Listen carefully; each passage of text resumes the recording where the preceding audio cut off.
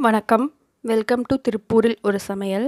இன்றைக்கி நாம் காளான் பிரியாணி எப்படி செய்கிறதுன்னு பார்க்க போகிறோம். இந்த காளான் பிரியாணி சீரக சம்பா அரிசியை வச்சு கடையில் இருக்கிற மாதிரி தம் போட்டு செய்ய போகிறோம். எப்படி செய்கிறதுன்னு பார்க்கலாம். ஃபஸ்ட் 4-5 சின்ன வெங்காயத்தை இந்த மாதிரி தட்டி வச்சுக்கணும். இதுக்கு ஒரு மசாலா ரெடி பண்ணணும். அதுக்கு பட்டை, கிராம்பு, சோம்பு, வரமிளகாய் இந்த 4 ஐட்டமும் கொஞ்சமாக தண்ணி விட்டு பேஸ்ட் கன்சிஸ்டன்சியில் நல்லா அரைச்சி வச்சுக்கணும்.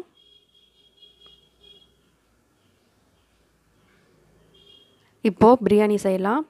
ஸ்டவ் ஆன் பண்ணி குக்கர் வச்சு 2 டேபிள் ஸ்பூன் நெய், 2 டேபிள் ஸ்பூன் கடலெண்ணெய் சேர்த்துக்கலாம். ஆயில் நல்லா சூடானதும் அதில் 2-3 பட்டை, கிராம்பு, கொஞ்சமாக கல்பாசி, அப்புறம் பச்சை மிளகா இது எல்லாத்தையும் சேர்த்துக்கிறேன். நீங்கள் இது கூட மராட்டி மொக்கு, நட்சத்திர சோம்பு எது இருந்தாலும் சேர்த்துக்கலாம்.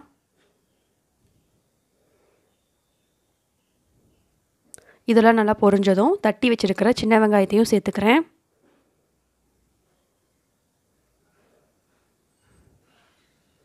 சின்ன வெங்காயம் ஓரளவுக்கு வதங்கினதும் ஒரு பெரிய சைஸ் வெங்காயத்தை நீல வாக்கில் நறுக்கி சேர்த்துக்கிறேன்.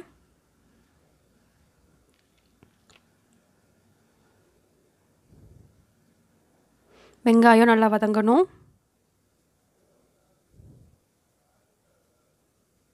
இப்போது இதில் 1 டேபிள் ஸ்பூன் இஞ்சி பூண்டு பேஸ்ட்டு சேர்த்துக்கிறேன்.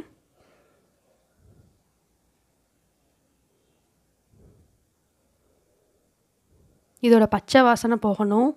அது வரைக்கும் நல்லா வதக்கிக்கலாம். இது கூடவே ஒரு தக்காளியையும் சேர்த்துக்கிறேன்.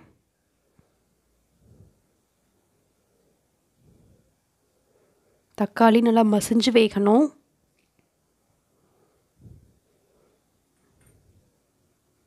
இப்போது தக்காளி ஓரளவுக்கு வெந்துடுச்சு. இப்போது அரைச்சி வச்சிருக்கிற மசாலாவை இது கூட சேர்த்துக்கலாம்.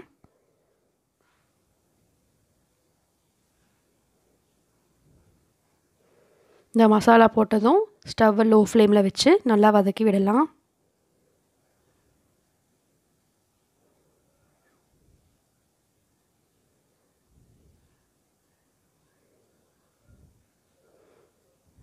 இது கூட ஒரு கைப்பிடி அளவு கொத்தமல்லியையும் புதினாவையும் சேர்த்துக்கிறேன்.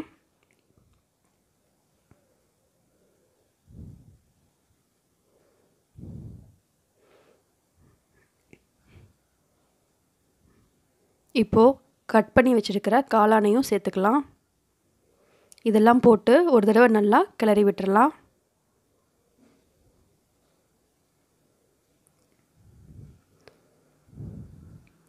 காளான்லேயே தண்ணி வரும்.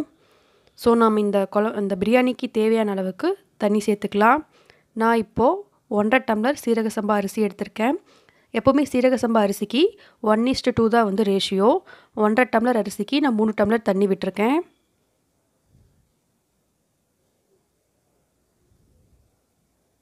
இப்போது இந்த பிரியாணிக்கு ஊற்றிருக்க இந்த தண்ணி கூட நல்லா கொதிச்சு வரணும். இந்த பிரியாணிக்கு தேவையான அளவு உப்பையும் சேர்த்துக்கிறேன்.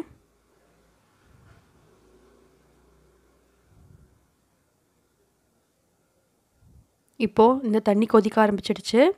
இந்த ஸ்டேஜில் நம்ம கழுவி வச்சுருக்கிற சீரக சம்பா அரிசியை சேர்த்துக்கலாம்.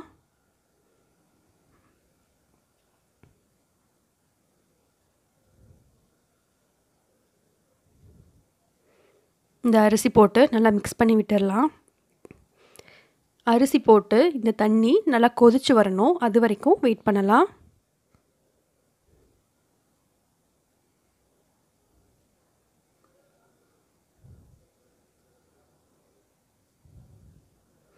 இப்போ போட்டிருக்கிற அரிசி கூட தண்ணியும் சேர்ந்து நல்லா கொதிக்க ஆரம்பிச்சிடுச்சு. இப்போது லிட்டு போட்டு க்ளோஸ் பண்ணிக்கலாம். இப்போது நான் இந்த குக்கர் மூடியில் கேஸ்கட் மட்டும்தான் போட்டிருக்கேன், விசில் போடலை. இதே மாதிரியே நீங்களும் க்ளோஸ் பண்ணி வைங்க, விசில் போட வேண்டாம். ஹை ஃப்ளேமில் ஒரு 8 மினிட்ஸ் இருக்கட்டும். ஒரு 8 நிமிஷத்துக்கு அப்புறம் இந்த மாதிரி ஒரு தோசைக்கல் வச்சு அதுக்கு மேலே நம்ம அந்த குக்கரை வச்சிடலாம். இப்போது ஹை ஃப்ளேமில் ஒரு 10 நிமிஷம் அது இருக்கட்டும். 10 நிமிஷத்துக்கு அப்புறம் நம்ம ஓப்பன் பண்ணி பார்த்தா இந்த மாதிரி தான் இருக்கும். ஸோ இப்போது நம்ம ஒரு தடவை நல்லா மிக்ஸ் பண்ணி விட்டுடலாம். மிக்ஸ் பண்ணி விட்டுட்டு மறுபடியும் லிட்டு போட்டு க்ளோஸ் பண்ணி ஒரு 5 to 8 மினிட்ஸ் மறுபடியும் இருக்கட்டும்.